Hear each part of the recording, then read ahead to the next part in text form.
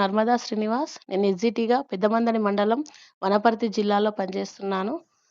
నేను మా పాఠశాలలో నిర్వహించిన అమ్మకు వందనం కార్యక్రమం గురించి ఒక 4 మాటలు మాట్లాడాలనుకుంటున్నాను. ఈ కార్యక్రమాన్ని నేను గత 2 సంవత్సరాలుగా నిర్వహించాలని అనుకుంటున్నాను. కానీ కొన్ని కారణాల వల్ల నిర్వహించలేకపోయాను.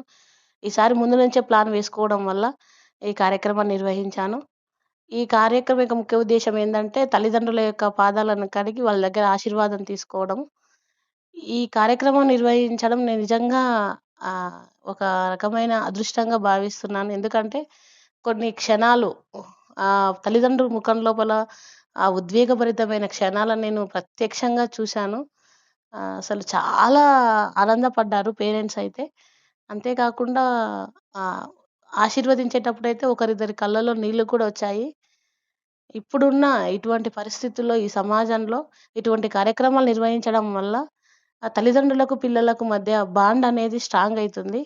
ఎందుకంటే మనం ఇటువంటి కార్యక్రమాలు చేయాలంటే ఒకరొకరుగా చేయాలంటే కొంచెం ఒక రకమైన సిగ్గు, బిడియం లాంటివుంటాయి. ఇలా సామూహికంగా నిర్వహించడం వల్ల ఆ రిలేషన్‌షిప్ అనేది స్ట్రాంగ్ అయితదని నా అభిప్రాయము. ఆహ్, ప్రస్తుత సమాజం లోపల ఇటువంటి కార్యక్రమాలు అవసరమని నేను భావిస్తున్నాను.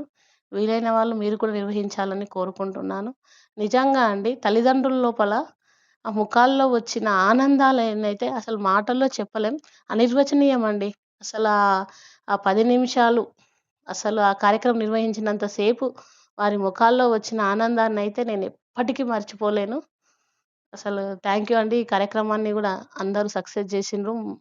మా పేరెంట్స్‌కి థ్యాంక్ యూ ముఖ్యంగా. పిల్లలకి గూడా thank you. Thank you so much.